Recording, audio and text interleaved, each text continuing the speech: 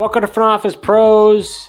Would you believe that we've had 24 trades this season? Well, you better believe it because it's happened. And at the trade deadline, we saw an additional 8 trades go down, making for a total of 24. We're here to talk about it as well as a Week 12 recap. One thing that I want to just get out of the way here, Joe, before we even start talking about the 8 deals, which we have a lot to talk about, but I feel this has to be said. And I know there's somewhat a lot of controversy with this. I know you're going to agree with me on this. Keep the trade deadline in your dynasty leagues. For us, every time the trade deadline comes around, there's a bevy of deals. This is honestly one of the more quiet ones, I feel like. But we've seen 10 plus. I feel like on a given trade deadline, I think it creates a sense of urgency. It creates a sense that I gotta get it done, or I'm not going to be able to. I understand the idea, like, hey, week 14 happens, your main guy gets injured. If the trade deadline was not there, then I could go get the player. To me, it doesn't. The trade off isn't there. To me, the deadline, there's just so much action. It makes it too much fun. Yeah, I mean, definitely. We've seen it in our league, and you're right. This was one of the lighter ones. 8 trades is light for us at the deadline. I feel like pretty quiet too, right up. And usually, I feel like we got some trades that go right up to the midnight deadline, but this time, not so much. But yeah, that's why you gotta have the deadline. It really forces the player movement. It really forces a team to take a stance. Are they going to go all in for the playoff push, or are they going to try to stand pat, or try to be like, what, this year is not the year, and I'm going to sell off some pieces. I mean, think about yourself, right? If you're on a shot clock and you're like, okay, you gotta make the deal, or you're not making the deal. You're in your head, you're like, I'm agonizing. Do I do it? Do I not? Okay, I gotta do it, right? But if there's no clock, then it's like, I'll just wait. I don't know. You know what I mean? It just makes it so much. I think it's human nature, right? Yeah, I really do think it's human nature. I mean, there are some people that are go-getters and get things done even without a deadline, but most people, even in school and homework, there's a deadline, and most people are scrambling it right before the deadline trying to get that done. And I just think that it That was really is me. human nature. Yeah. It's procrastination, man. That Yeah. did not do me well in school, but hey, I'm here now. Yeah, I think people just, especially in fantasy, it just seems like, people are just more willing to wait to make a move or wait to make a trade until they absolutely have to, or by this, forced to by a deadline. So our first trade, and there's going to be some minor and some major trades. You'll see up here, we've got the first trade between myself and Tim. As you'll see, I'm putting all the chips in. I'm looking to win this thing here. We've got me receiving cornerback Marlon Humphrey, 2 years, $4.7 million, including $1.1 million guaranteed in return. Tim receives cornerback Maxwell Harrison on a rookie deal, 4 year, $4.2 million, including $0 million guaranteed. 2027 fifth round pick and a 2027 sixth round pick. Joe, what do you make of this trade here?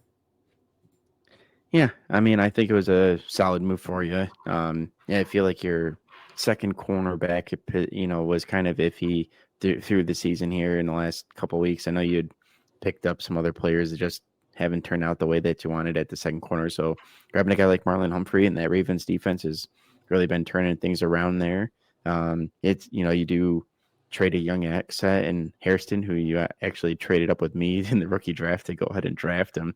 But, I think makes sense for Tim as well.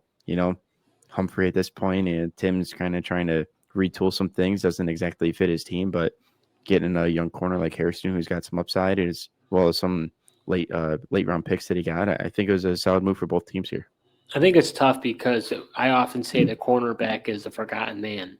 Yeah. And I don't really know if Tim could have gotten any better for Marlon Humphrey. I mean, maybe a competing team could have reached out, but obviously they didn't. Could he have gotten a fourth round pick? Maybe. I don't see him getting a third because corner, it's just so hit or miss. I don't think anybody in our league would ever give even like close to even a second round pick for the top corner because corners are just so unpredictable.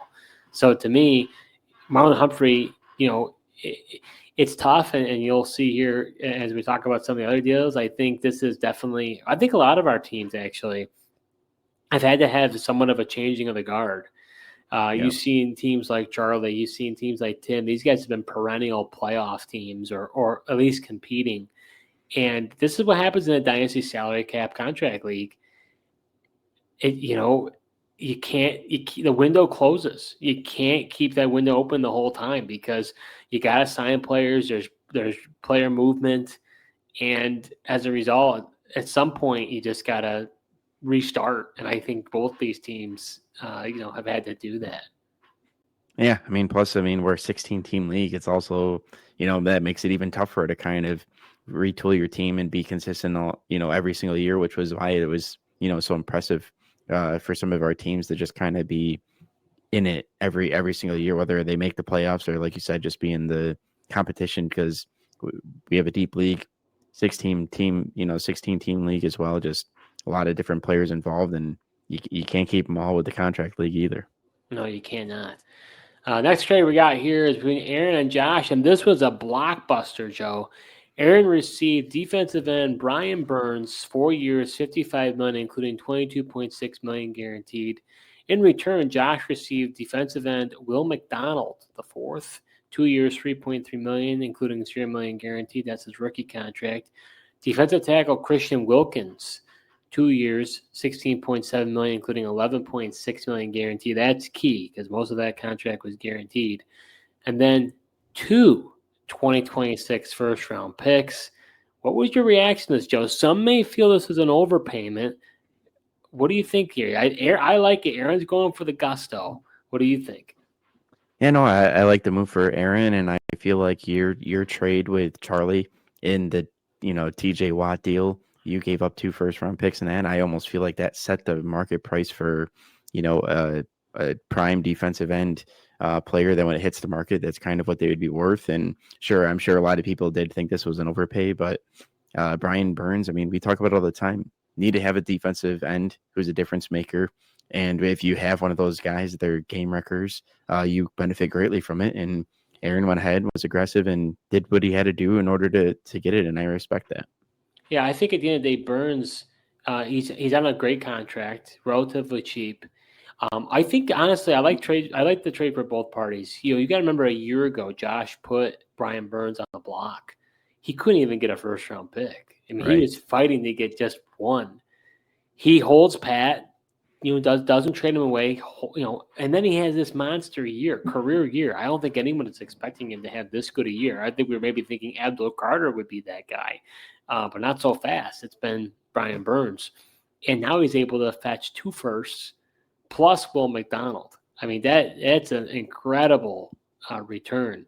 So hats off to Josh for holding out for the right deal. Sometimes, I need to do that more often. I'm so antsy. I just feel like, nope, I got to get this done. And sometimes it's better to just say, no, I'm going to hold off. And it really paid off for him at the end. Yeah, sometimes it is. I mean, it could have worked the opposite way for him, but just so happens he reaped the reward here. And like you said, Burns is having a great season, and yeah, being able to get 2 first-round picks and Will McDonald, really great return for Josh here.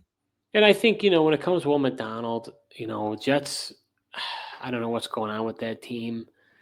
Who even knows if Will McDonald is the type of player that Aaron Glenn would even really want? So it's like, how good will he has shown flashes? How good will he really be? So it's like, I don't know how much of a piece he really is in this deal. And then the Wilkins deal, the Wilkins part is completely contract related. Obviously, Yeah. Wilkins isn't even on a team. Some may say, why isn't he even involved in the trade? Well, Aaron signed Christian Wilkins to a massive extension. I think not too long after the Raiders did. Now you've seen the Raiders moved on from him, but now Aaron's stuck, with this gnarly contract. And as a result, Josh is gonna, take on that $11.6 million in guaranteed as a dead cap hit more than likely, because I think Wilkins is done unless he retires. But that's not the type of player that comes out and says, I'm going to retire. Usually they just fade into the abyss. Yeah, and I think that's also the Wilkins piece was also a reason why he had to give up, potentially an additional first, and it had to be 2 firsts, take on that bad contract, and for Josh to eat the dead cap next year. Oh, yeah, because a lot of teams don't want to take on that type of cap space when it's just dead weight like that. Next trade, another blockbuster, Joe, between myself and Mark. I'll be curious to hear what you have to say about this one. I received quarterback Dak Prescott, 5 years, $178 million, including $0 million guaranteed. Linebacker Jordan Brooks, 1 year, $0 million. On the other end, Mark received quarterback Baker Mayfield, 4 years, $82.7 million, including $15 million guaranteed.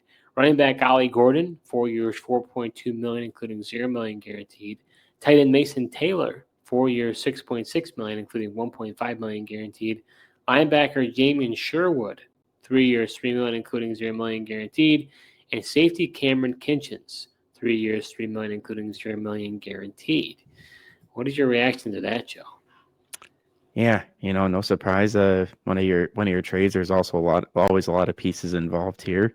This is just another one, but I feel like you've really just been pushing your chips all in every step of the way here this whole season.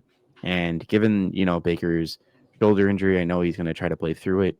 I really feel like you had to do something else, and you don't have a backup. I mean, got Joe Flacco and Geno Smith on your roster. Joe Burrow's coming back, and Geno Smith has just been terrible. So Dak, I really feel like elevates your team and provides a nice, potential ceiling in our league. He's got the potential to score 60, 70 points in a week, which is huge out of the quarterback position. And, and then you get Jordan Brooks, who has been just a, absolute tackle machine this year with the Miami Dolphins. Believe he's the number one linebacker, on the season. So that'll certainly help your defense as well. And, for Mark, he does get Baker.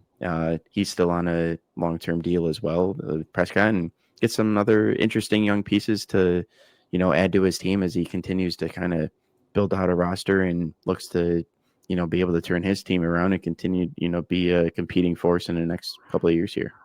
Yeah, I do think that it made sense for both teams. I think for Mark, he continues to build that young nucleus, but I think that a lot of teams just lack depth. And if you don't have the picks, you don't strike on the picks. You're hurting, especially in a 16-team league. You need the depth. So to me, it's like he's getting some valuable players that I think they're young, and I think they can turn into starters for him. I mean, I think Kinchins is already a start. You could have him as a starter. Mason Taylor could grow into that. That tight end position it is so bad, honestly. Yeah. So I think at the end of the day, I would not have done this trade if Baker didn't get hurt. I was fully content with Baker. You and I had even talked, early in the year, and you were telling me, look, I'm waffling between whether I make this trade with Charlie back when I went with TJ Watt. You're like, look, Baker at that time was playing at an MVP level.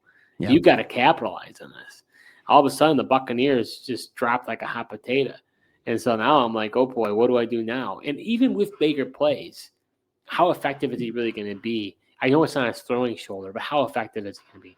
I did have some other options I was considering, one option specifically in particular. But, at the end of the day, Dak is the quarterback 3 right now in our league. He's got one of the highest ceilings out there right now, the quarterback position, and I feel like his floor is generally pretty high as well. And, if I'm trying to go for the championship, I just could not justify. I guess those are good pieces. A lot of those guys were draft picks of mine who, I did believe in, and I think that they could develop. But I don't know. I can't straddle the fence. It's so hard. We have never had a repeat winner. It is so hard to make it to the championship and win. I haven't even made the championship, and I've been in this league for 6 years. So it's time, Joe. I got to go for it. Yeah, no, I mean, you're very close. You got a competitive team. It was time for you to go for it. And, and that's the thing. I mean, the Buccaneers has just been decimated with injuries, whether it's at the wide receiver position, offensive line. I do think Bucky Irving will help the offense, and they just never seem to be able to recover after he went out. But even with that, and how many hits can Baker take before that shoulder is just too much for him, even though it's his non-throwing shoulder? And just know, he's got that dog in him, and he's not afraid to take hits, and that's going to change the way he plays. And that's why I think it made sense for you to move on from him. Next trade here we got between you and me, Joe. I received wide receiver Greg Dortch on a 1 year, $0 million contract, and wide receiver Cavante Turpin on a 1 year, $0 million contract. In return, you received defensive tackle Chris Jenkins, 3 years, $0.6 million, including $0 million guaranteed. And safety Jair Brown, 2 years, $1.5 million, including $0 million guaranteed. I'll say on my end why I did the deal. Again, these are players that are young that I think could develop. But if Marvin Harrison's been out with that appendectomy, my wide receiver depth is okay. But these guys are we get points for return yards. These guys have been getting them consistently. I want to say maybe both are in the top 5. They're definitely in the top 10. And so for me, it's one of those things where it's like if I have injuries, I might have to rely on these guys. So I felt like it made sense. I did part ways with some players that I think could be good for you, and I think for a team like yourself, it made all the sense in the world because it's not like you were going to plan on signing Greg Dortch or Cavante Turpin anyways. Yeah, I know. I mean, these guys weren't going to be top of my priority list in the offseason to bring back, probably. And, I don't know if it would have made sense to resign him. I mean, I could just let him hit free agency and try to get him, at a decent price. Because I don't think there's going to be a ton of competition for guys like Greg Dortch and Cavante Turpin here, despite getting the return yards. And they are pretty good returners. Obviously, whenever Dortch has gotten the chance, due to injury, he's always kind of stepped up and played pretty well and been fantasy relevant. So I definitely think both of those guys make sense. And like you said, I'm trying to turn things around and just continue to get some young talent on my team and see if I can't turn things around to eventually get back to competing here. Well, I can tell you right now, I am projected to be over the cap by $163 million. So I can tell you right now, Dortch and Turpin will end up making it to free agency. So if you want them, you're going to have your chance to get them. Man, how the tables have turned. You're turning into my cap situation there, Steve. I know, and you did the same thing when you wanted to go for it as well. I know it backfired on you, but I don't have any like atrocious contracts like you did with Russell Wilson. Although Devin White's pretty bad. Yeah, I mean, I had more than just Russell Wilson as well, but luckily I'm also Devontae Campbell. That was real bad. That was huge, but I've learned from those mistakes and have plenty of cap space and plan to spend it a lot more wisely this turn around. Yeah, you're gonna have a clean slate. That'll be nice. Our next trade here we got between Jason and Tim. Jason continues to go all in. He received wide receiver Keenan Allen on a 1-year $0 million contract and linebacker Bobby Wagner on a 1-year $0 million contract. In return, Tim received a 2026 4th-round pick, a 2027 4th-round pick, and a 2027 5th-round pick. What do you make of this trade here, Joe?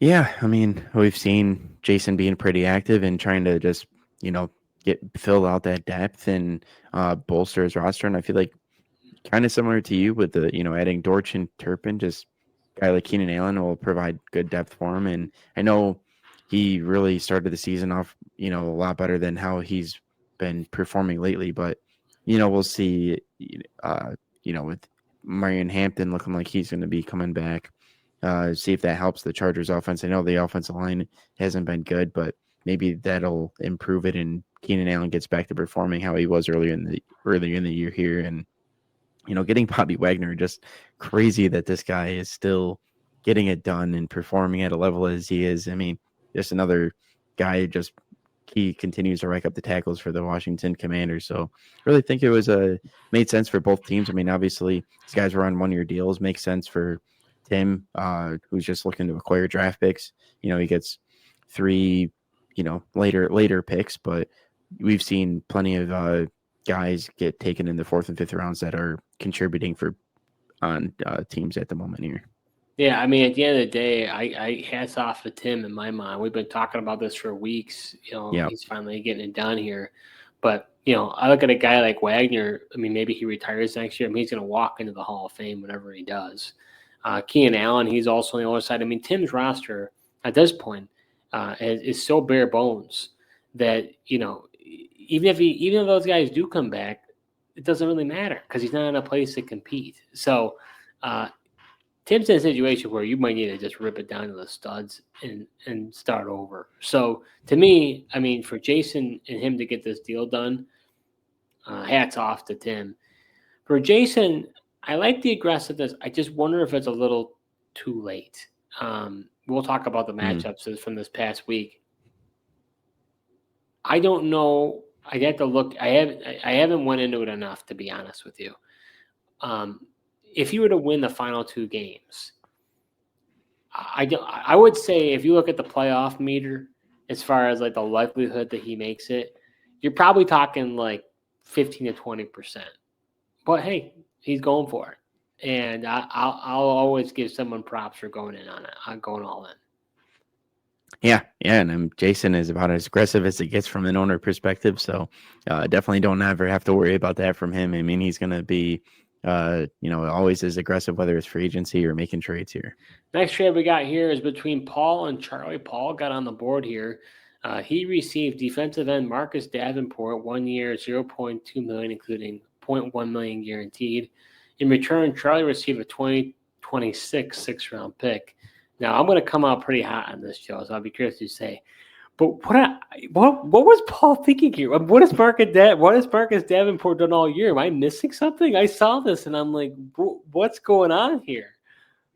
Yeah, I don't know. I was thoroughly confused about this trade as well. Nice to see Paul doing something, going back to the Charlie Well after getting Derek Brown from him. But yeah, I don't know. I mean, I was wondering the same thing. Am I missing something about Marcus Davenport as well? But yeah, I mean, he's trying to bolster his defense, I guess. I mean, we had talked about it, so I was gonna come out. I'm looking at it and I'm like, am I missing something? I'm glad I'm not the only one, because I'm like, am I missing something? Like, what is it about Marcus? Because he went to Detroit and he's done absolutely nothing in Detroit. I mean, like he's just kind of fallen off a cliff, honestly. Like I don't know. I don't know. It doesn't make any sense to me. Yeah, I mean, meanwhile, I know he hasn't done as much the last couple of weeks, but I threw out another reminder tonight that I had Bradley Chubb out there. He could be interesting. I mean, I think Bradley Chubb would have helped him a lot more than Marcus Davenport. Yeah, why wouldn't you give a 4th-round pick for Bradley Chubb instead of a 6th-round pick for Marcus Davenport?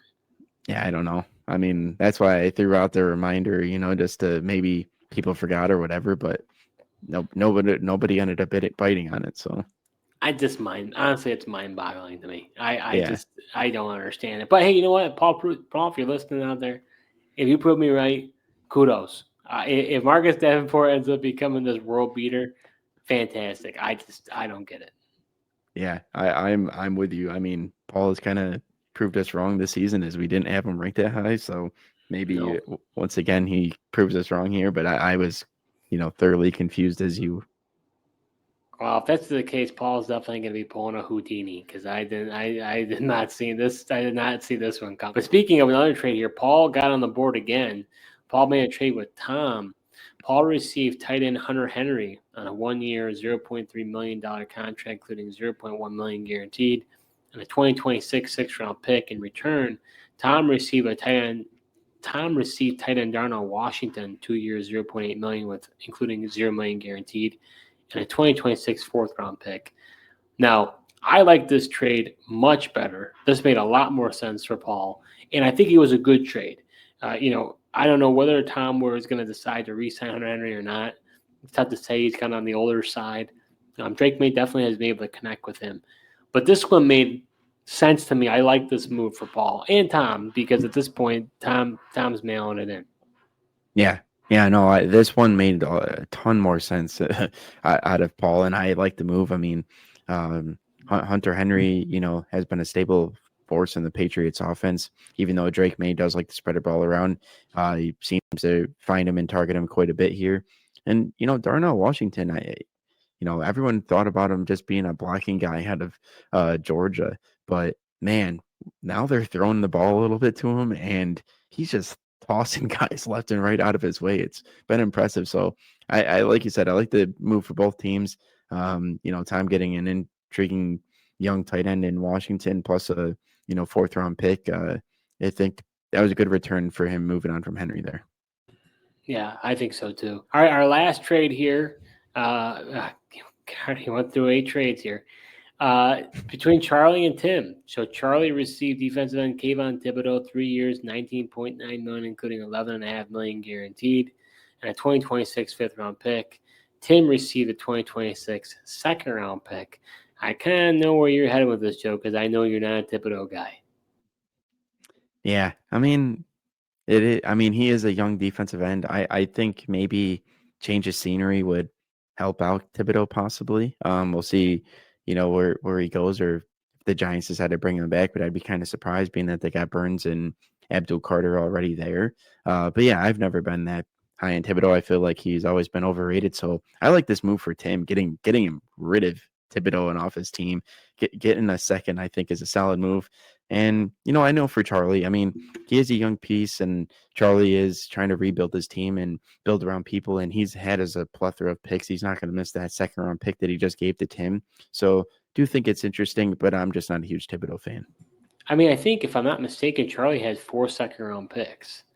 So in my mind, it's like one, which is more than likely going to be a late-round, second-round pick for a guy who at one point in our league, I think was the number 3 overall pick in the 2022 draft. I think he went Aiden Hutchinson and then Thibodeau.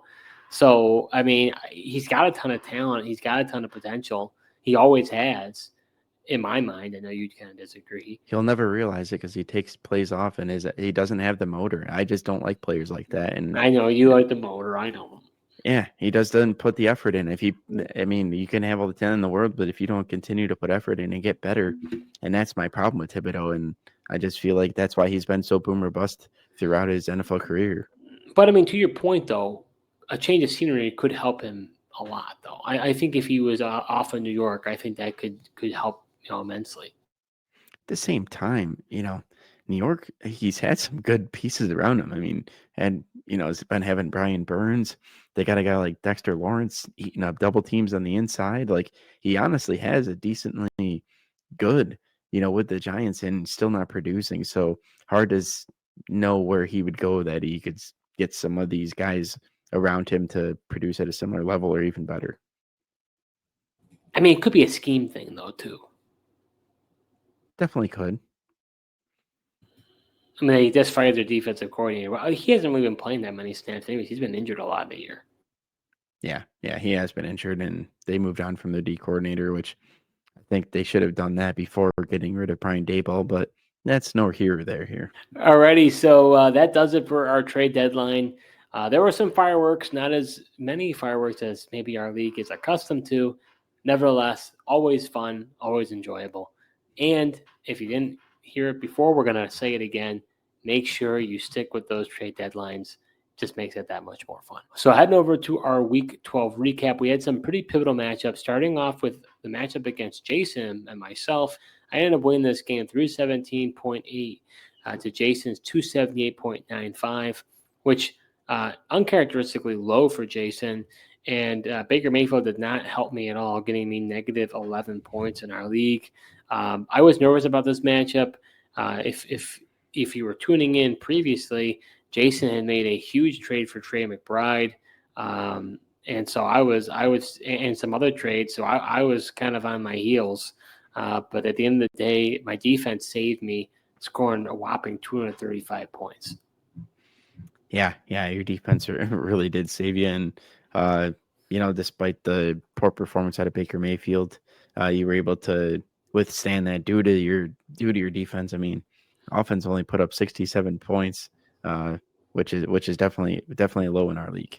Might be a season low for me. I mean, I was pretty bad. Yeah, well, it's hard to recover. I mean, when your quarterback gets you negative, it's pretty tough to rebound from that. That's true. Go on to our next matchup here. We have Andrew versus Adam. Andrew won pretty handily here, 345.1 to Adam's 225.5. Not much to say here other than Andrew has definitely proven us wrong over the course of the season here.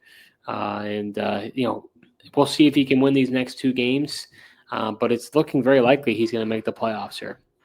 Yeah, I was really nervous about Andrew. Obviously, he has the quick 6-0 start. Hot, looked like really shoving it in our face that we made a mistake. Then he went on a four game skid. But is back to his winning ways. Maybe I don't know if his team just responded because he changed his team name. But it's definitely been working for him. Interesting that he ended up rolling with Jacoby Brissett. Obviously, he's been putting up so much stats. Flames. No, I know that, but he made that huge trade for Daniel Jones. But I mean, it was a tough matchup against Kansas City. But it is interesting, right? Because he makes this trade for Jones, but Jones has a really good playoff schedule, so that could really benefit him. Yeah, I'd imagine he's going to stick with Brissett this week as Daniel Jones is facing the Houston Texans defense, who is still number one against quarterbacks. Yeah, I don't want to do that. Our next matchup here is Paul against Charlie. Paul ends up winning this game 275.55 to Charlie's 216.95. Paul greatly benefits from Charlie being in his division and playing him. Had pretty crazy. I don't think Charlie was expecting Emmanuel Forbes to do as good. And what a story about Forbes too. Yeah. He was absolutely just roasted in Washington. I thought he was going to be just out of the league. And, man, he has had quite a turnaround. Yeah, he really has. And, I think a lot has to do with just that Rams defense. Being that it's a lot easier to play corner when you got a front like they do, and they can get to the quarterback and put pressure on him, force him to throw faster. You don't have to cover as long. But, yeah, he's really turned things around. I mean, after, just looking like a complete bust with the Commanders. And like you were anticipating, like I agree. I didn't know if there was going to be a spot for Forbes or we'd hear from him, but man, he's making himself known with the Rams now. Next matchup here, we got Josh versus Chris and Nolan. Chris Nolan ended up winning this game 321.6 to 310.6. This was one of the more marquee matchups of the week. And unfortunately for Josh, just ended up playing the wrong guys. And ultimately, I think what led to him ended up trading Brian Burns, because at this point he's pretty much mathematically eliminated from the playoffs. Although he's had a fantastic year, if you look at it, you want to know based on his record, but points for-wise, it's tough. I mean, he's the fourth highest team, but unfortunately, he's ninth in the standings. Unfortunate for him. Sometimes it just works out that way. Didn't help. Brian Burns has been great all year. Only got him 3 points. Yeah. Josh has had some bad luck, and even when he's putting up over 300 points, of course, he's got to play a team that's outscoring him by 11 points. That's just kind of how it's been all for him all year. And even despite the monster game that Jahmyr Gibbs had, just still wasn't enough, to get the win. And like you said, he definitely this loss had to contribute to Burns as he pretty much look into next year. Next matchup here we have between you and Aaron. And Joe, I'm sure you're probably making Aaron sweat a little bit. 240.2 to Aaron's 256.65. You almost pulled off the upset here, but just wasn't able to get it done. Yeah, I mean, if I had any sort of running backs that could get me some points, I might have been able to pull the upset. But if I got Aaron to sweat a little bit, that's a win for me, and that's all I'm really trying to do is just spoil some wins for people at this point. Well, looking at his team, honestly, Will McDonald got him 0. Maybe at that point when he started him, he was so fed up that he got him 0. He's like, I'm tired of him. I'm going to trade him. I've been emotional like that. It happens. I mean, Jordan Addison also getting him a 0. As Martin McCarthy really struggled against the Packers. Yeah, I mean, the Minnesota's offense in general is. Next, we got Tom versus John. John ends up winning. Honestly, this is very impressive. John scored 424.35. That might be the highest score we've had all year. The Tom's 360.65. Tom gave him a run for the money. Had Tom played anybody else this week, Tom's getting a win. So this is just a heavyweight battle here. But boy, I mean, John's defense went absolutely bananas with Montez Sweat, Daniil Hunter, Byron Murphy, Leonard Williams, they all had. And Jermaine Pratt had 15 solo tackles. That's ridiculous. Yeah, I mean, he's reuniting with Lou Anarumo in Indianapolis has been awesome for him. And he's really, you catch him making a lot of plays for that Colts defense now. Just makes you wonder if Joe Burrow never went down. This is a completely different story for Tom.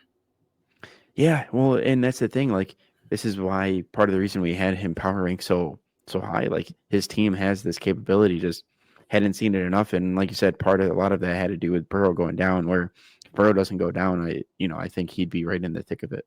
I wonder if he's kicking. I mean, I know he probably wouldn't. He's probably not. But if I were him, I'd be kicking myself for not trying to get, a stopgap quarterback. Because I think if he did, I think his record would be different. I think he'd be in the playoff hunt right now. Yeah, I mean, we mentioned early on when we were doing this. I mean, why he didn't reach out to Mark and try to get Dak Prescott. I mean, to fill that void for when Burrow was out. I mean, I think, given the pieces that he has around, I think he would have been really competitive and right there in the playoff race. And now Joe Burrow is coming back this week, so Dak to me would have been the perfect option for him. Well, it's tough too. I mean, the way I look at it is like injuries happen all the time in the NFL. You don't know when your players are going to be healthy, Yeah. and you got to strike while the iron's hot. He's got older players like Henry, Devontae Adams. These guys can just fall off the cliff, and then you got to figure out where to go from there. Yeah, that's why I think it's tough because he did win the league last year. Maybe he just was like, you know what, I got my win, and not that doesn't really feel the pressure to continue to push forward. But it's like because he's got guys like Devontae Adams and Derrick Henry, I feel like he didn't do his team justice by not getting a stopgap and being as competitive as he possibly could have been. Next matchup here, we got Tim versus Jake. This was as lopsided as it gets. Tim scored 128.45 to Jake's 332.8. Tim's team has just been absolutely decimated at this point. Um, I don't know. This wasn't much of a contest. I don't know what else to say. Yeah, no, it wasn't, and like we know Tim's turning the page to the next year, so it is what it is. But yeah, it's one of the most lopsided matchups I think we've seen on the season, and Jake Jake has another good performance and gets another dub this week. Our last matchup here, Mark against Dan. Mark gave Dan a real run for the money.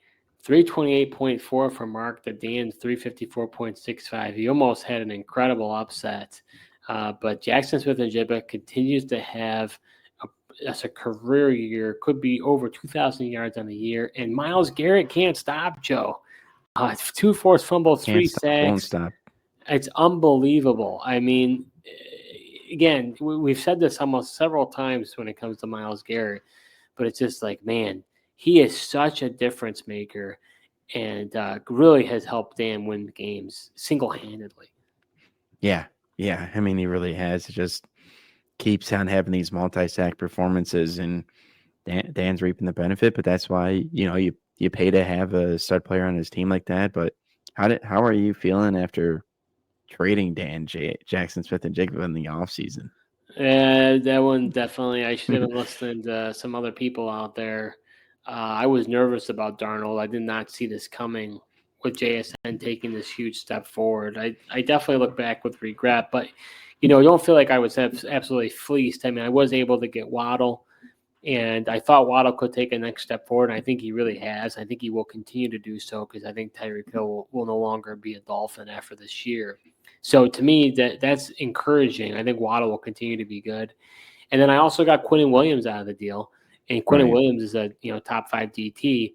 Now, what Dan did, which I think was really smart, is he took a second-round pick and traded away acquired Jeffrey Simmons. I think, if I remember right, Andrew thought he could replace Jeffrey Simmons with just some, run-of-the-mill guy on the free agent wire. I think I disagreed with it at the time, and I disagree with it now. I would have wanted to hold Jeffrey Simmons. I have no reason to get rid of him. Dan was able to capitalize on that, so kudos to him. That's paid off for him. But I think at the end of the day, I'm so okay with the deal because I don't think I was fleeced. I still think Dan won the deal ultimately at the end of the day. But he is going to have to pay him.